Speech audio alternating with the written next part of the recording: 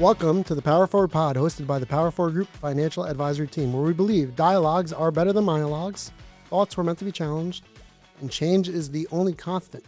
So today, I'm happy to have my younger mentor here, Michael Kane. Michael Kane is the managing partner of 1847 Financial in New York. Michael and I have been working together for almost a decade now. Pretty wild. Yeah, definitely wild, which is crazy. Michael introduced me 3 years ago to the New York Times Dealbook Summit, which has become an annual event for us. I think, Michael, this was your fourth time going? It was. Yeah, it was. So I was shocked to hear, by the way, I thought we were special. We've gone the last 3-4 years.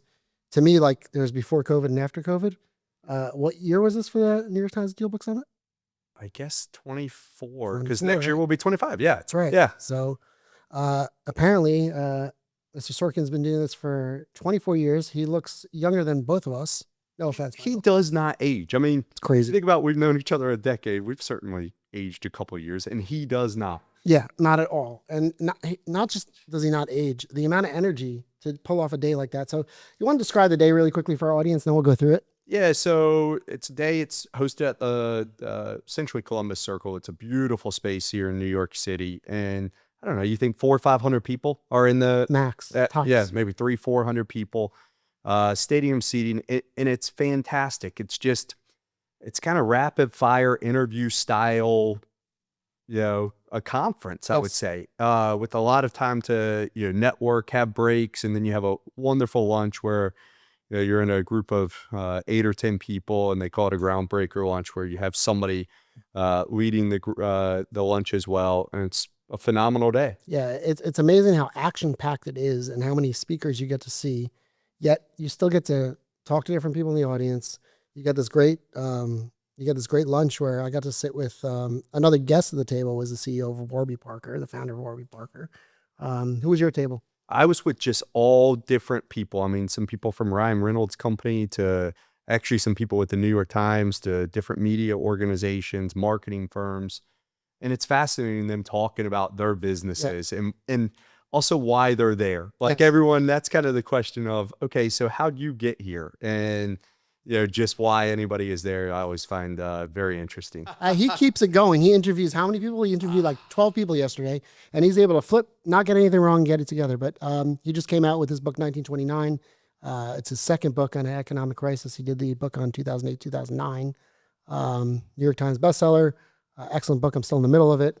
You didn't get your free copy? I didn't. I thought it was just some, like, whatever. They have a little bag, and I just said, no thanks, and now I'm regretting it. Yeah. So the last couple of years, we had some great speakers this year as well, but we felt the lineup was a little bit different this year, right? It was very different. Yeah. Not as many, I would say, instant headliners as some years past, but still a lot of great content throughout the meeting. Right. So the keynote the last 2 years was Jeff Bezos last year, the year before Elon Musk, who was unhinged. They were both unhinged and geniuses in different ways. We had the Genius Unhinged speaker today, yesterday, Alex Karp, the CEO of Palantir. He was the middle of the day, which is usually reserved for the regular speakers, but I think he was the keynote. I agree. Yeah, he was great. So we'll jump into some of what we both found interesting, but I think there were a couple of overarching things. What would you say the overarching themes were for just what's going on in the world today and what everybody was focused on? Yeah, I mean, AI. AI was everywhere. It was talked about, from politicians to company leaders to, any and everyone that spoke. That was absolutely front and center of their conversation. Other piece, I would say there was a lot of optimism still around everything that's going on. There's definitely talk of regulation as well. A lot of CEOs talking about regulation and what they wanted and what that meant. And that's been interesting to see, as the political landscape has changed, what people have said and wanting or not wanting as well. And then it was really interesting. What I found fascinating was, Andrew does such a great job of bringing up past, present, future, all this. But that word evolve, so many people use that on, he might have, referenced a statement that they used 5-10 years ago.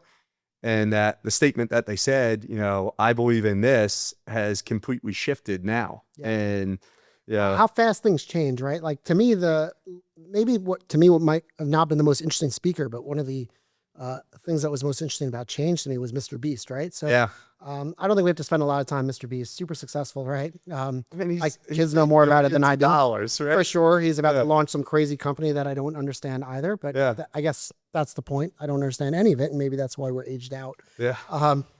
But he showed a video from 10 years earlier where he recorded himself on YouTube talking about how his future life was going to be on YouTube, and he had just over, I think, 1 million followers, and he was excited to point out that he had 1 million followers, but in the next 10 years, he was hoping that he would grow, and this is before any of us had heard of Mr. Beast. He showed this video, and I think he was at, I can't even remember, do you know? Back then, he was at like almost 1 million. Now it was like, it was well north of a couple of billion followers now. So 2% of humanity's time, right, is spent on YouTube. Yeah. And he's the biggest thing being watched on YouTube. So, I mean, in a decade ago, Power Forward Group started. To me, that's like success. Yeah. Right? And we have our clients, and I'm looking at this guy's success. I think scalability, time, like, life changes fast. Things move really fast. It does. It does. He's done a phenomenal job. And I agree with you. I mean, maybe it wasn't as relevant as some others, but what I took out of him that I found really interesting was he knew his demographics so incredibly well. Like even when they were talking about, they have this Beast Games now and them on Amazon. Yeah. And the different demographic of Amazon versus YouTube. So he's posting two completely different things, on YouTube versus Amazon, and getting two totally different clientele. And I think he told a story about someone came up to him at a basketball game and was like, "Hey, I love the series on Amazon." And he goes, "Oh, great. Do you watch, anything on YouTube?" And the guy goes, "I didn't know you were on YouTube." And I'm sure it's the opposite as well, but he knows who he's going after, how he's going after. And, he obviously does it very, very well. Yeah. So he's amazingly successful, above my pay grade. But the morning started off with Scott Bessent. And I thought that interview was really interesting. It was the most aggressive interview I've seen in the last, my 3 years at the Dealbook Summit. China was a theme. Tariffs was a theme. But he fired back. He fired back. He had his talking points and he was going at it. Yes. Yeah. So first, question for him right off the bat was tariffs. And I thought he had a great quote on tariffs. I think his quote was, he attributed to the President Trump, but his quote was, "The U.S. is the world's best department store and everybody wants to shop here. Yeah. So we're going to charge them for that." And to him, that's a charge. It's not a tax. And I thought it was an interesting framework to start that conversation. I agree. And I think what I would take on his stuff, I mean, there still was a resounding optimism on where things are going, in everything that they're doing. I also think it was neat him talking about the confidence that they have of, people do want to do business with the U.S. and that they're not afraid to do some things to, say, "Hey, we're not going to, be weak or any of these things." They wanted to be strong on everything that they were doing. Yeah. What he was really attentive to, I thought, and where it got aggressive was, he used the word being boxed in, but I think kind of almost a symptom of the Trump administration, you get the sense that they feel like the media judges them, right? Yeah. And frames them in a certain way. And he was open about it. He said the New York Times is no longer the paper of record at a New York Times event. That's firing shots. It was interesting. As you said, that was the first time or most aggressive I've seen. And they referenced some reporting that they had done that he was saying was absolutely false and brought, some real life examples to that. And so it was by far the most challenging one I have seen, in my 4 years at the Times. Yeah. Yet at the same time, I think our takeaway, we've discussed this before, our takeaway is we've seen politicians year over year, and we've seen CEOs. That's what you see at these events, right? Yeah. Politicians, people in the entertainment space, and CEOs of great companies.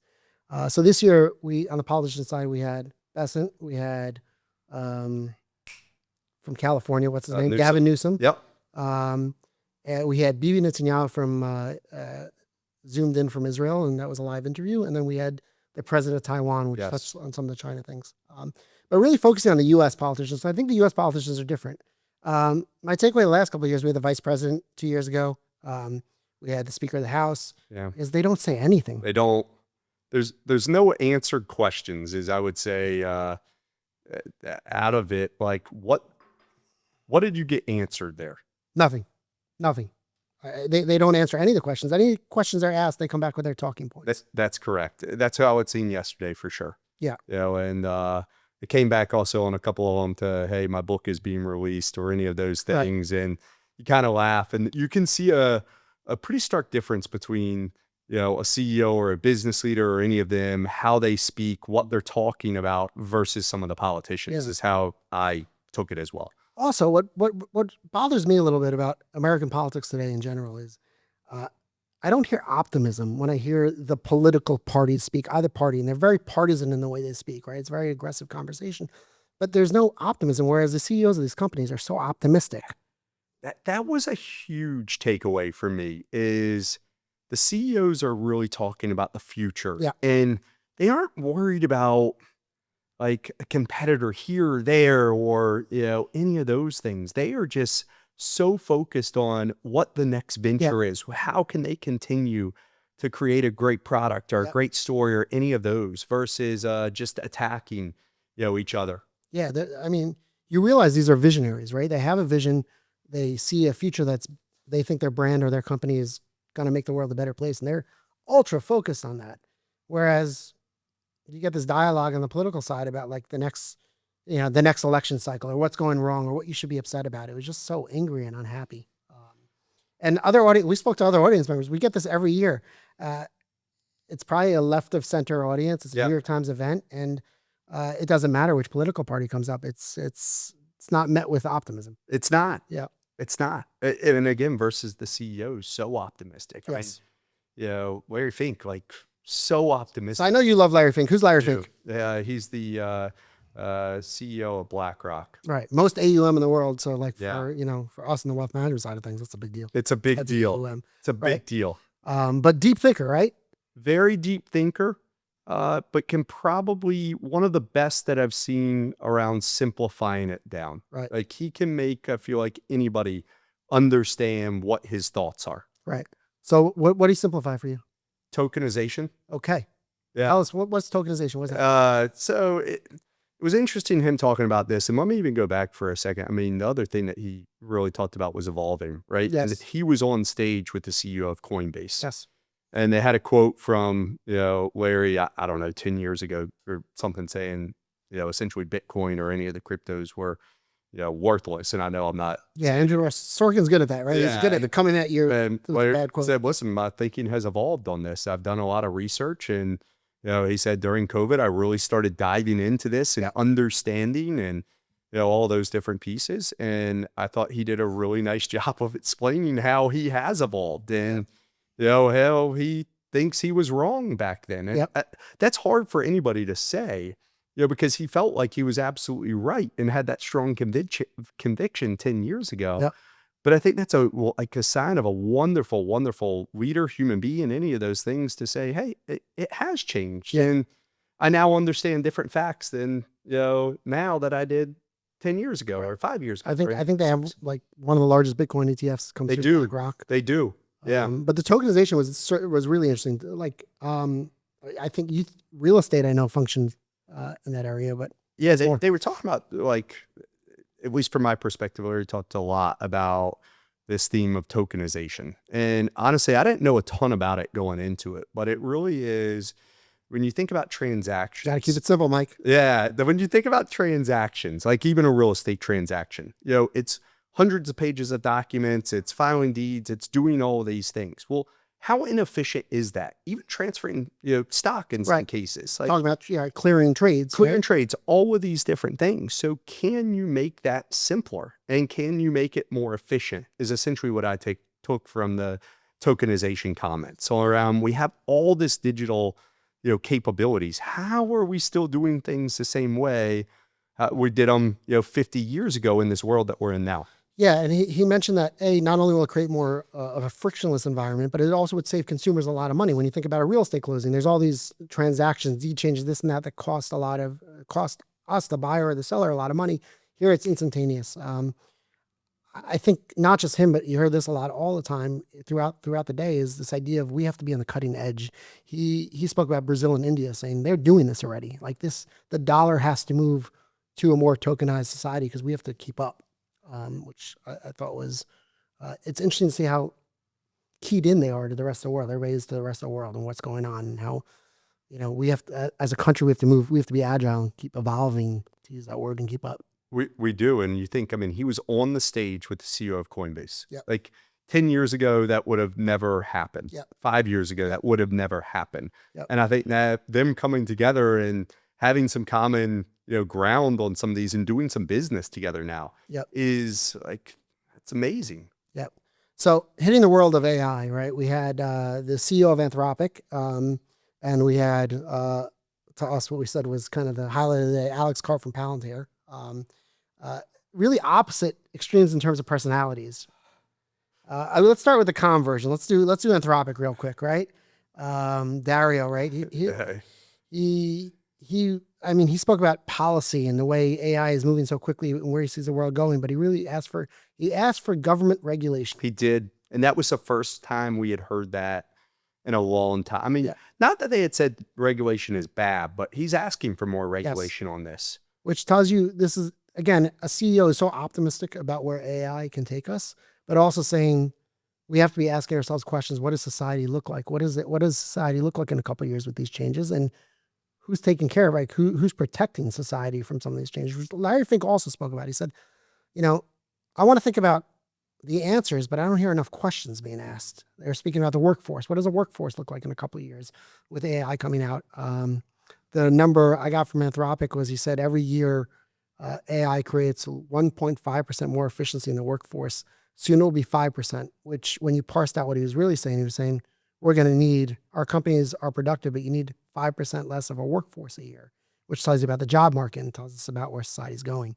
They were also, though, talking about like, all right, entry-level jobs and how that all comes about. And again, I kind of go back to that word evolve. I think, entry-level jobs, other jobs have evolved so much in the last 5 years and 10 years and obviously 20 and beyond. And so I think it is like, you'll continue to figure that out and continue to make adjustments. But I mean, obviously, and I'm not stating anything anybody doesn't know, AI is here. AI is here to stay, and AI will continue to be a main topic for, I think, many years to come. And then it gets framed from a national security perspective, which I think we can jump from Anthropic to Palantir from that perspective because of where they touch. But he spoke about this on the Anthropic side. He said, essentially, when you think about what AI will become and AGI and all these, cool acronyms they're spoken about, is imagine having the smartest think tank running your country in a room and making decisions. And if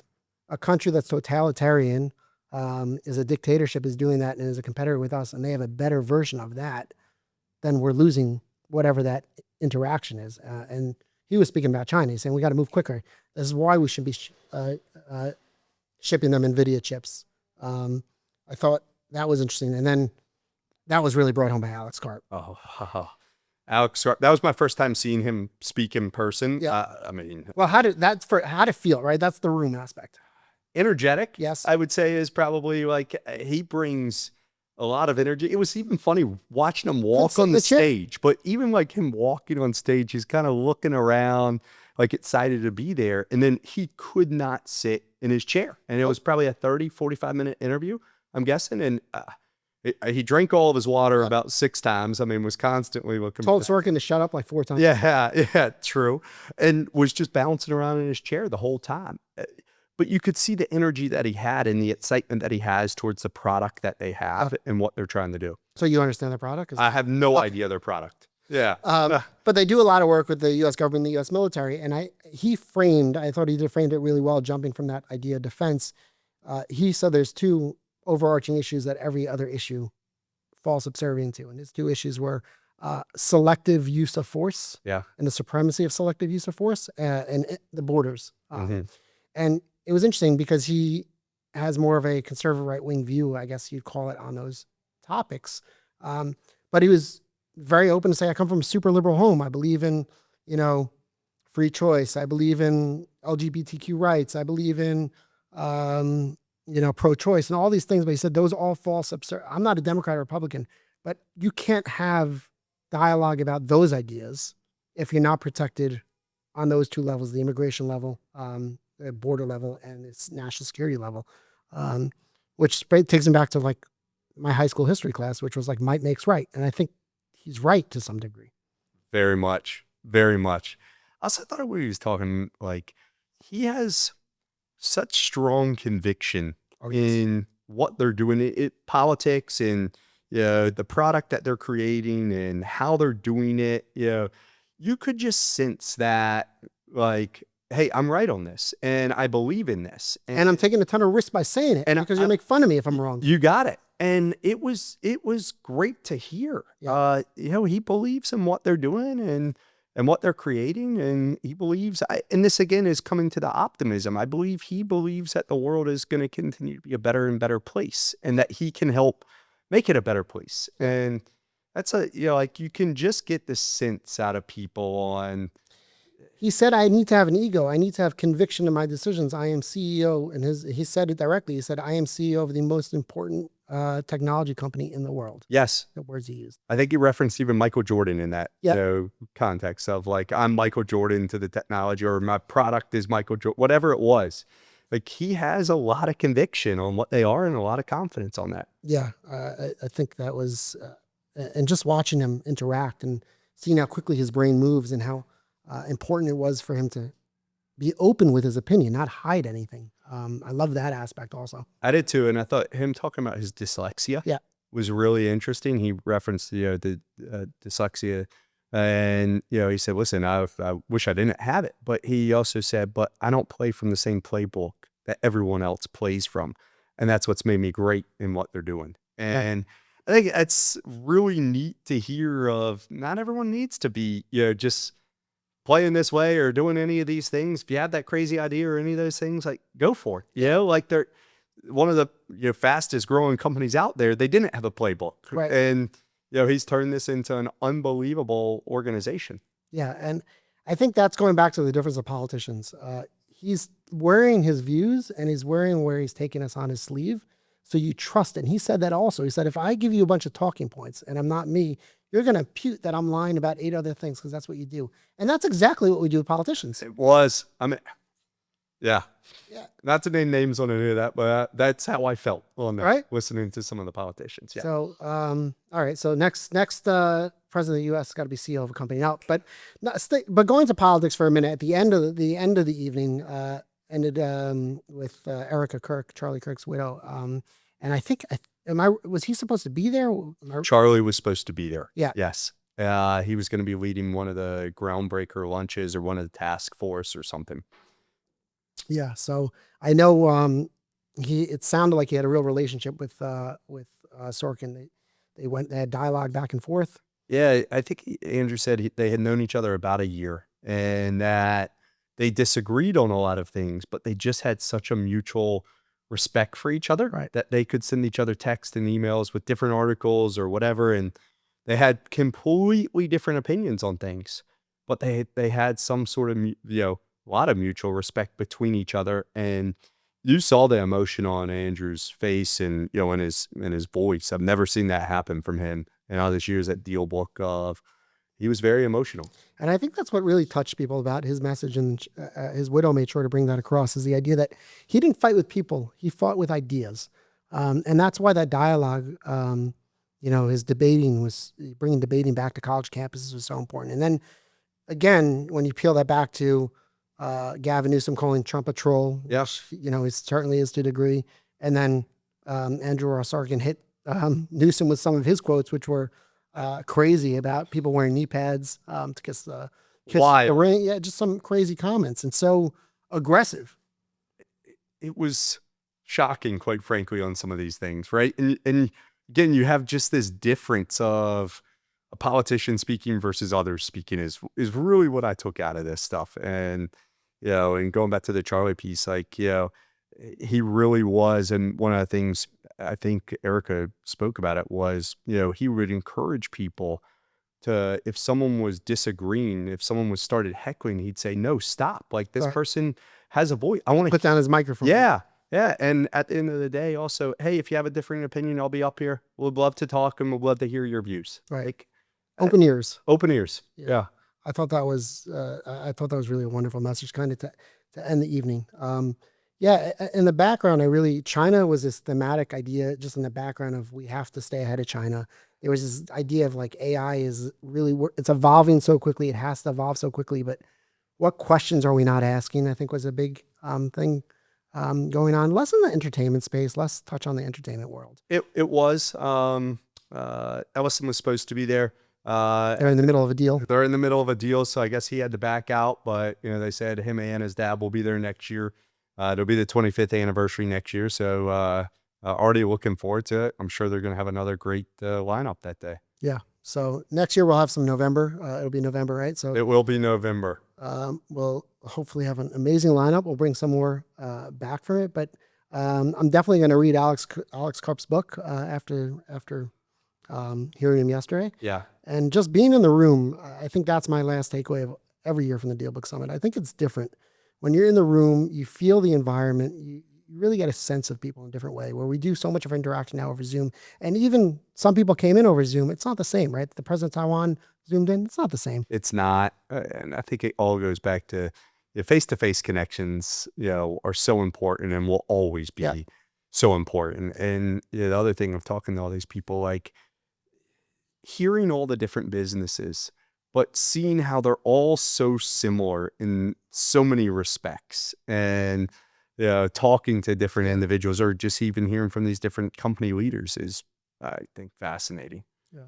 Well, thank you for introducing me to the Dealbook Summit. I think it's going to be an annual event every year. Well, it's one of my favorite days. Yeah. So hopefully we have you on for something else beyond that. But thanks for coming and thanks for joining the podcast, Michael King. Hey, always a pleasure. Great seeing you. You too.